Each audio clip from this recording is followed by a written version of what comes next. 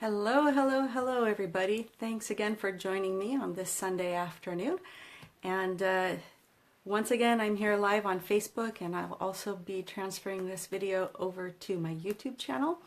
And today's topic, for all of you dentists out there, relates with presenting treatment plans to your patients and how to go ahead and do that, even if you have some you want for them to be able to have belief in you so that they can have the confidence to move forward with the treatment that you recommend.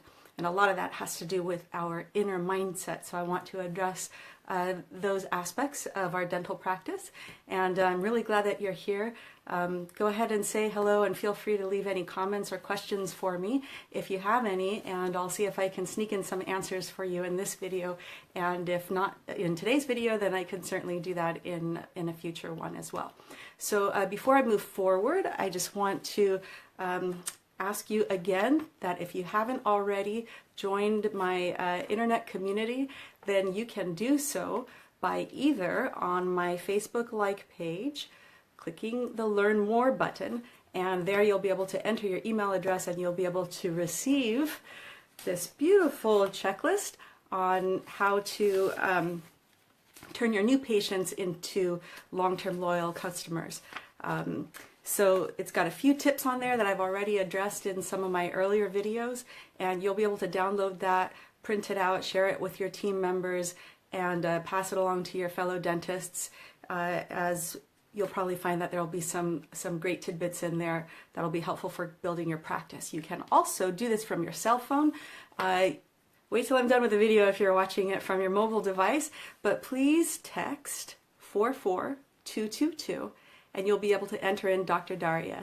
That's D-R-D-A-R-Y-A with no punctuation. So text 44222, enter in D-R-D-A-R-Y-A, and you'll be able to join my email list in that manner as well, and you'll be able to receive the same checklist. And also, I'll be able to send you some weekly updates, let you know when I'm going to be live next, and any other information that I feel might be helpful for you, I'll go ahead and send you an email with that. So I appreciate you being here, and I want to thank you, Lisa, for asking me a question relating with presenting treatment to patients. And she's not alone in that challenge that we have of we gather information as dental practitioners, as dentists. We are doing our examination, we are using our radiographs, our visual cues, we're using our tactile sense, we are diagnosing any treatment needs that our patients have. If they don't already know this, if they aren't already coming in because someone already informed that they have an issue, a cracked tooth, whether they're symptomatic or not. And so now we feel like we're the ones that are breaking the news to our patients, and sometimes we might have a little bit of fear or apprehension about, well, breaking the news to them, right? That term right there inherently implies that there's bad news to be given. So I want to ask you to shift your perspective a bit, and this is where I'm going into mindset a bit. And all of us in all of our walks of life, regardless of what our career path is, whether we're dentists or not, as human beings, we all have to have a certain amount of confidence in ourselves in order to move forward in our life and achieve what we want to achieve and build the relationships that we want to build. And in this respect, how we are relating with our patients, it's just one way that we need to do that. And so what I'm getting at is that we need to believe in the treatment that we are presenting in the first place. So if we do not believe that there is a necessity to move forward with certain treatment, and we attempt to tell our patient that, and I use that word consciously, attempt, we tell them that they need something, there's a conflict right there because we don't believe it's necessary, and they'll pick up on that and they'll know that, and they're not going to trust you. They're going to feel like something's wrong, something's going to get in the way of their moving forward. It's not quite right. They might go get another opinion, and rightfully so. You know, it's okay if you don't have the confidence in your diagnosis at that moment. That's okay. you can let them know that, not that you don't have the confidence, because they're going to appreciate that you're being honest with them. And I'll give you an example in a moment. But what we can do is, rather than believing that we're giving them bad news, we can instead look at it as, how can I serve my patient? And if I believe that the way I can serve my patient best is by addressing this tooth that has cracks extending out of that old amalgam, we've all seen that. We've all seen that when you take out the amalgam filling, sometimes the tooth is really soft under there. The enamel is undermined, the cusps are undermined. That tooth might be in need of a crown at some point, and most likely we're going to put in a bonded restoration, at the very least a composite in there to help them out. So we can recognize that need, and we'll have that internal belief. This is what needs to be done. You can use the visuals, show them on the x-rays, take photos, show them photos. When they feel and understand that you are genuinely educating them as to what it is that you see going on and what it is that you can do to help them out, then they're going to be on board and they want to move forward with that treatment, because you've shown them value in what it is that you see necessary. That's really important when they're not feeling any pain, because as humans, we're often driven by pain. And if we are asymptomatic, we're not finding any issue, you've heard it before, well, it doesn't hurt, why should I do anything about it? And then you can draw on your experience, or you can draw on others' experiences. So it's okay if you've not been doing this for many years. You've seen the research, you've been taught in dental school, you've seen patients coming in with cracked teeth before. You know, that lower second molar with the distal lingual cusp that busted off, you know? And it probably had a large occlusal amalgam in there, an MO amalgam, an MOB, an MOBL, an MODBL. You know, it had something big in there, and the tooth finally broke down. They might not have been feeling any pain, and in fact, they might still not be feeling any pain. They just go, you know what, something's going on over here. It feels kind of sharp. I think a filling came out, or I think my tooth chipped. And then you look at it and you're just like, okay, yes, your tooth did more than just chip. Like, there's this huge cavity that's there. You're not using that terminology with them, but that's what you see, you know? So you kindly explain to them and you show them, and then you teach them what's going on, and you share with them what you can do to help them. So you're serving them. I can help you. So when I sense that a patient is hesitant, or they're, and I know that they're thinking, oh, and they wrote on their form, let's say if they're not a patient of record of yours, they're new to your office, and they'll say, I'm just here for a checkup and cleaning, or I'm a little overdue for my cleaning. And they don't necessarily know that there's other things that are going on, because they're not in pain, they're not feeling it. And so when we can acknowledge an objection, so we anticipate what the objection is. In our heads we go, oh wow, these things have issues and they need to be addressed, because if we don't address them, then soon enough this person's going to be calling us on an emergency basis. It's going to be a Sunday afternoon. You know, you're going to get a call on your cell phone, and something's wrong. You know, I broke my tooth.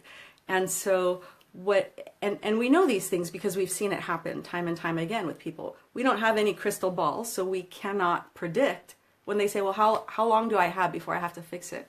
I have to say, in all honesty, I don't know the answer to your question. What I can tell you is that over time, these issues happen, and people will call me. So then you bring up an example of what can happen that they can relate with. Oh yeah, you know, I just had a patient who's on Thanksgiving, you know, and bit into that popcorn kernel or whatever it was from Thanksgiving dinner, or on Halloween, you know, they just bit into that hard taffy, that hard caramel, and wouldn't you know it, their crown lifted off or their tooth broke, and now they need to call you on an emergency basis. And it's like, well, let's be proactive and take care of these issues before you need to interrupt your family dinner, or you're away on vacation and don't know a dentist in town. And let's go ahead and find some time on the schedule that works for both of us so that we can help you take care of this. So that's coming from a genuine place. Now we're putting in, we're lighting a little bit of a fire if we sense that they're complacent, or they don't understand or recognize the importance of what it is that you're explaining to them. Then you can give them an example that they can relate with. You're not trying to scare them but you're just trying to point out to them that it can really happen at a very inconvenient time for you. And why don't we, when you can be in control of your schedule, because you can choose when to have an appointment, then we can do it in your terms, on your terms. We can do it in a time that works for you.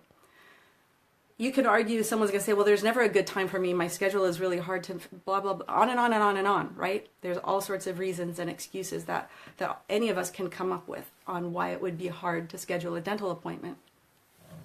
And if you think about it, a lot of that relates to fear of the unknown, apprehension.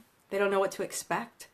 And I've already addressed the part about them not understanding the importance of what it is that we're doing. And so if we can anticipate what someone might be coming up with as an excuse, I don't have enough time, we can alter. So this is where our mindset comes in. We can shift that perspective a bit, and we can say, well, you really don't have the time when this happens, when you're eating breakfast and you're trying to get your kids off to school and you're rushing about and you know that there's an accident because you heard it on the traffic report and you're going to be stuck in traffic. It's going to take you a long time to get to work. Then you're going to be scrambling and trying to find an appointment time, and that's going to be quite stressful. So how about if we block out some time for you? We'll reserve the time so that we can focus just on you, and let's have you go ahead and do the same thing so that you can, in a calm way and in a way where you are in control of your health, we can help remedy this situation before it becomes something that's too difficult to deal with and causes a lot of stress. So that's where time management, that's where time concerns or lack of time is one of the objections. What's another objection that people have? Cost, right? That's always, how much is it going to cost? What's it going to cost me? That's going to be really expensive. And so we can break that down into future costs of not doing treatment. For instance, if we see that a tooth, yes, maybe it could take a crown or an onlay, but we can probably also do a really good job with a large composite that eventually might need a crown. But at the very least, you'd know that, and you're gauging what your patient's disposition is and how they want to approach their health care.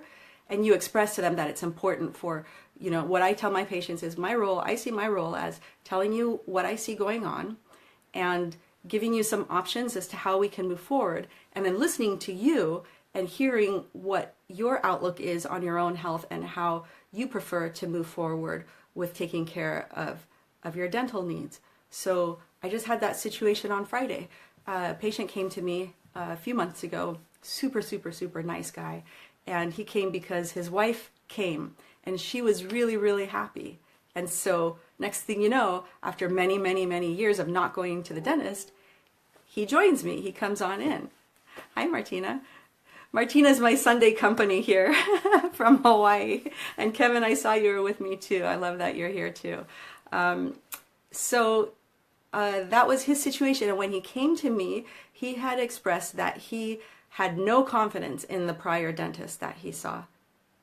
Many years for teeth cleaning, I think that's what it was, but he had a tooth that was bothersome, and he went to this dentist a couple of years ago. It was a little bit more than a couple of years before, and he had a huge filling, he said. It was a really, really big filling, and the dentist told him, you need an implant, which tells us, so we're listening to what the patient's words are, what his experience was, and then we're interpreting and we're figuring out what happened. So I'm figuring, and I'm looking at the x-ray, and I see a very, very large composite that doesn't look like, margins don't look like they're closed, the contacts look a little bit weak. I saw in one portion of the tooth where there was a crack and recurrent decay. He wasn't feeling any pain, but he's always felt like something is wrong with that tooth, something's not right, and he's just been like holding on to that. That tooth has to come out.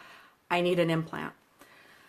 So I'm figuring, okay, so this dentist found that there was very, very deep decay, probably found that the cusps were undermined, if this dentist determined that the tooth couldn't be saved, right? He was probably anticipating, well, let's see, if we're going to do a crown prep, there's not going to be anything left on the tooth, which means that it's unrestorable, which means that I'm going to recommend that it's going to be extracted, and it's probably not worthwhile doing a root canal. That's what I'm thinking, and I have no clue if this is what was really happening, right? I'm just putting pieces together and coming up with a story on my own.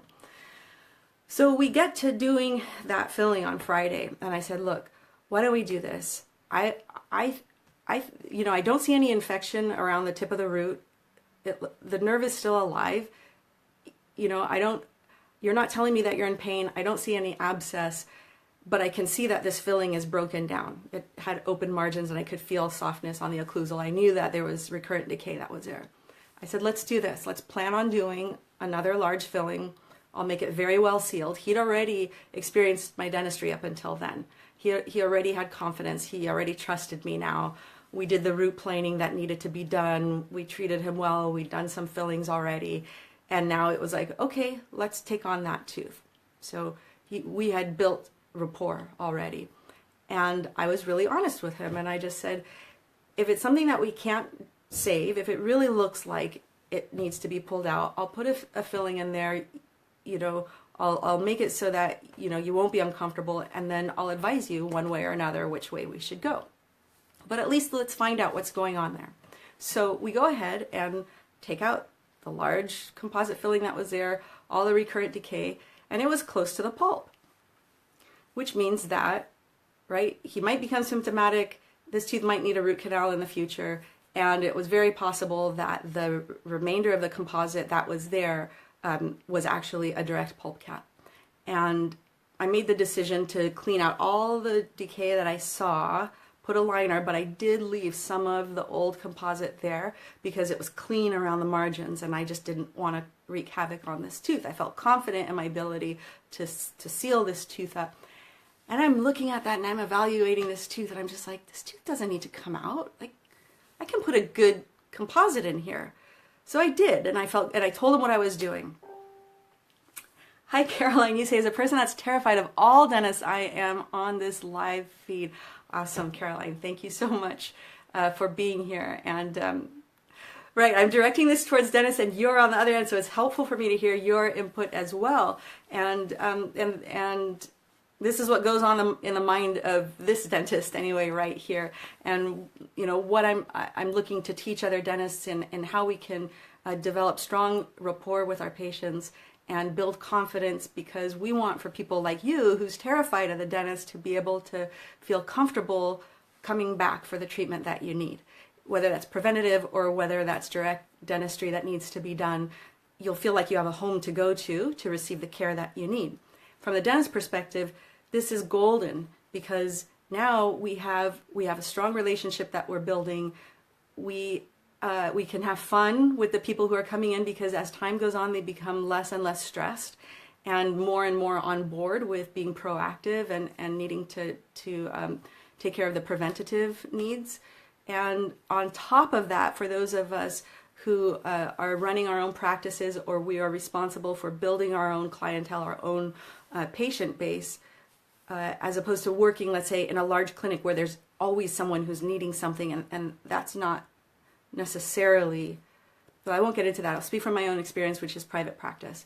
And so we are also looking to make ends meet, and not just make ends meet, but have a profitable business and to have a business that can sustain not only us, but our employees and the community that in which we're taking part of. So it's important to build strong relationships because we want, for all sorts of reasons, it's important to build strong relationships. And what I did was, when I was done treating this gentleman's tooth, and I seriously, and this comes to the treatment planning part, I asked myself, is this tooth okay without a crown? And I believe the answer was yes. Is this tooth okay with a crown? And I'm thinking about what we teach the students and how we guide them, and I'm thinking, yes, it would be justifiable to put a crown on this tooth. It's justifiable not to put a crown on this tooth at this point. That doesn't mean that if we don't put a crown in the future, something wouldn't happen. It's entirely possible that a cusp might break, there could be a fracture, and we need to put a crown on anyway But at the same time, I've also seen a lot of teeth do very, very well after many, many years. And with patients telling me, oh yeah, my dentist told me this was just a temporary and it's been like 20 years.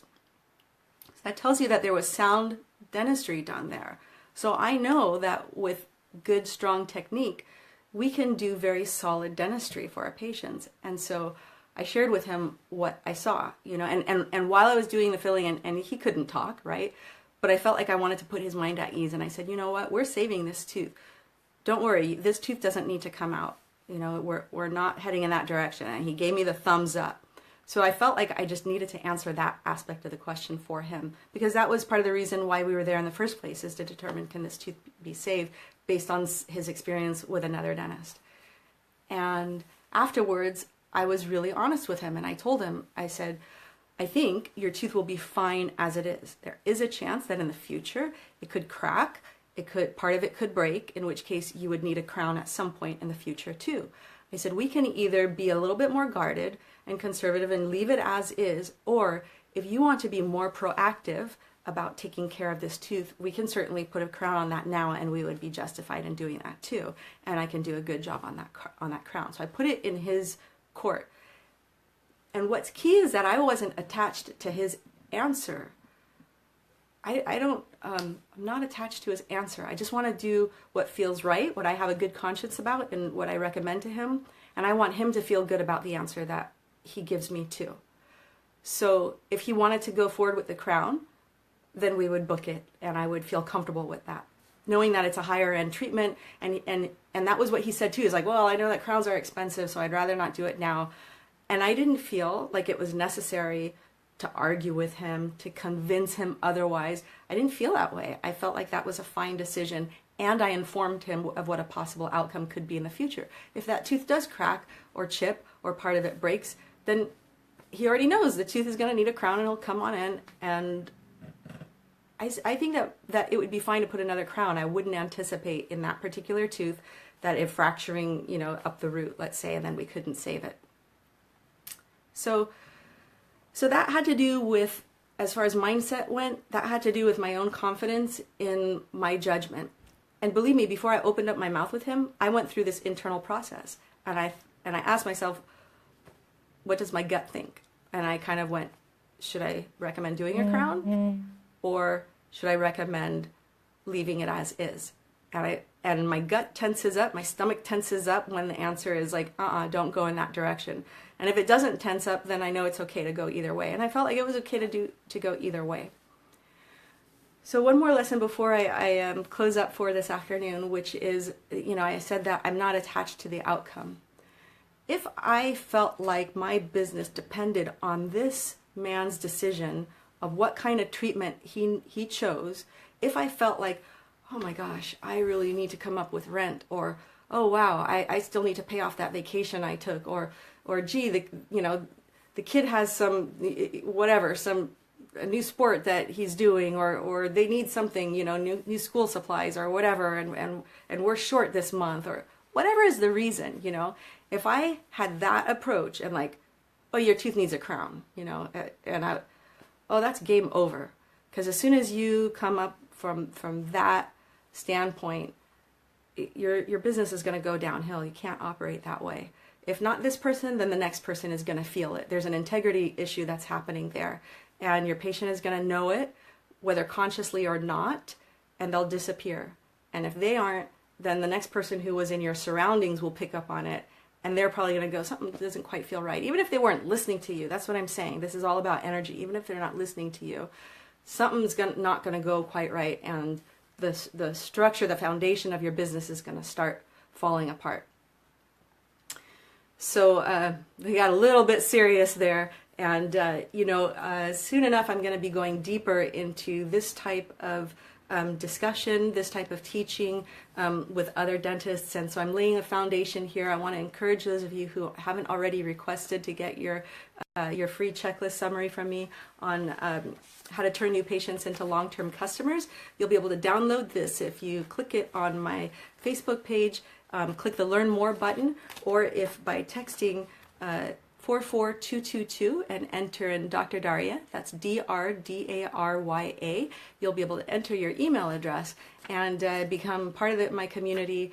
My goal is about building a community of dentists who really want to do well for those around them, who want to be able to serve their patients, and in doing so are going to be able to grow very prosperous practices like I have, because of coming from the right place, from coming from your heart, from treating your patients with love and respect and kindness, and from doing what feels like the right thing in your highest integrity.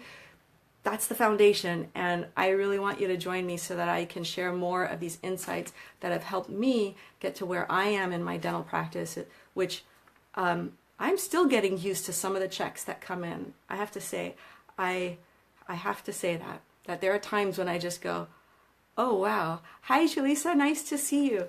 I talked about your question today, so I'd love for you to watch the replay. So hopefully you'll find that useful. But you know what? When we come from the right place, that's what counts. And that's when good things happen. And good things means your practice growing and building. That's a good thing to happen. Your community needs you and the service that you provide. And when you know that, oh, you heard it all. Cool. I thought you weren't going to be here for a while. But you know what? When you don't have to, it takes practice, but when you understand that you're delivering from your highest place of knowing that you're doing the right thing, then it just takes practice on communicating with people, and it'll be there. And your patients will know, first of all, that they love you first, and they trust you, and then if it's a financial situation, then they know that you'll help them figure things through with their dental insurance maybe, or offering options, payment options. In our office, we offer care credit, which allows people to take up to 5 years to pay off their dental loan if they need to do that. Or we offer it interest-free, and I tell them, I'll pay the interest for you, because essentially that's what I'm doing, because we have to pay for that service. So if they want to take up to a year to make monthly payments, I'll pay the interest for them. And that enables them to move forward with the treatment that they need. So instead of looking at things like I'm doing something to someone else, that's bad, I'm giving bad news, or I'm looking at it as, how can I show you that I'm here to help you, and I'm here to do what I know is best, and I want to encourage you to schedule as soon as you're able to, as soon as we can match schedules. Let's work through this together so we can help you out. And then they know that I'm going to look at prioritizing. So, there will be times when we find that people need everything all at once. You can't do everything all at once. So then they're relying on you to give your opinion about what needs to come first. And sometimes that has to do with their symptoms. Sometimes it has to do with the look of their smile, their self-consciousness, their self-esteem. Sometimes that has to do, with a number of things, as we know. But when we can acknowledge that there are issues that are going on, and we're going to do everything that we can to hold them by the hand and help them get through this one step at a time, that's what people need to know, is that you're with them each step of the way, and you're going to help them achieve better and stronger dental health. And so I feel like there was something else I was going to say about that, and at this moment, it left me, but there was something else that I was going to say about that, relating with, that they need things, and if you're afraid of how they're going to respond, then practice knowing that you're coming from your heart, and knowing that you're there to do the right thing, and let them understand that you want to find a way to help them out. And we'll take this one step at a time. And do you know what? Sometimes if I don't know the answer, like I can't figure this out right now, there is so much calculus. The gums are bleeding so heavily in the exam because they haven't been to the dentist and they haven't had their teeth cleaned in so long, and they don't know how to take good care of their teeth and gums. I can't diagnose under those circumstances. I'll look at the x-rays, I'll look at their teeth, and I'm just like, in my head I'm just going, I don't know if that's a cavity or if that's calculus. But what I tell them is, I just say, okay, you can tell that your your gums are bleeding a lot, and you know I'm not doing anything that's hurting you right now. It's just that they're really, really inflamed and they're reacting because there's been a lot of bacteria buildup. There's been a lot of disease that's going on. And what we're doing today, let's say root planing, is helping you out to get healthier. And also it's helping me out so that I'll be able to see next time what's going to be a better like what's actually going on with the teeth once your gums have calmed down, and once I can tell if there's actually decay there or if that was the tartar that needed to be cleaned up. One thing, I'm buying time if I really don't know. A lot of times I do know, but we don't want to overwhelm our patients, and we want them to understand the value of the service that we've just provided to them, which is the root planing, let's say. And it kind of gives them a chance to digest what's going on and, let them know what they're going to be noticing different.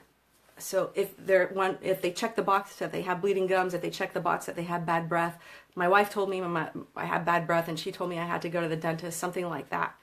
Then you let them know what the benefit is before they leave. So we let them know what the potential benefit is when we're presenting our treatment plan to them. What's the potential benefit of them choosing to go forward with this treatment? And then when we've done the treatment, we're reinforcing the value of what we've just done. So I'll just say, wow, you've done great today. Thank you so much for hanging in there with me. Because I know they might just be going, what is going on in there? Thanks for hanging in there with me. I appreciate you spending the morning with me or spending this time here. And you know what? You're going to notice your breath being a lot fresher after what we did today. And I know we still need to do the rest of your mouth, but I think you're going to start noticing a difference, and you're going to notice less bleeding of your gums. Maybe not tonight, but tomorrow when you're flossing your teeth. So I'm telling them they're flossing their teeth tomorrow. So when you're flossing your teeth tomorrow and you're using that electric toothbrush, let's say they have been just using a manual toothbrush, whatever it is that I want them to be doing, I'm inserting that in there so that they're hearing it and they're visualizing it and they're getting it. When you're doing these things in combination with the treatment that we just did here today, you're going to notice a really big improvement.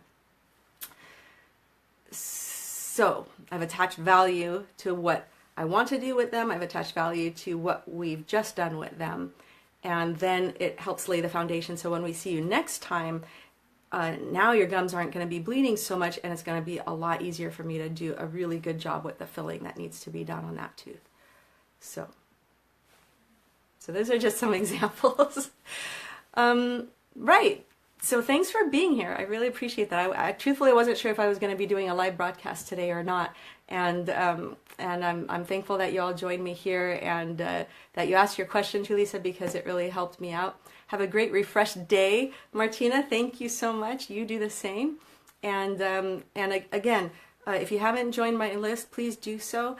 And look out for future broadcasts, and let your friends and colleagues know that I'm here.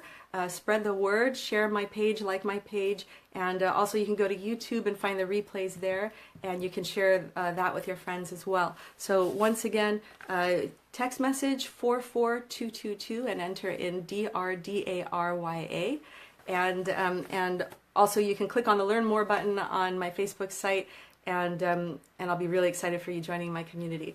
Yay, this was perfect. Cool. Julissa, you gave me the huddle topic. Did you see what happened there? It's like when I'm at the school and it's Thursday and I go, what are we going to talk about? What are we going to do for our huddle today? What questions do you guys have? And this is how it unfolds. So let me know what other questions that you have. And if you sign up, please, if you don't want to, because here on Facebook, others can see your comments. And I think I found in a roundabout way, I've discovered Facebook messages that through Messenger that it didn't show up for me, so I didn't even know that they were there. So once you sign up on my email list, the best bet is to reply to that email and ask me your question or introduce yourself to me and let me know that you're here and what your questions or concerns are, and I'll probably address it in my next live video, okay? So thanks again. Have an awesome afternoon or nighttime or morning, wherever you are in this awesome world, and look forward to seeing you next time. Thanks, y'all.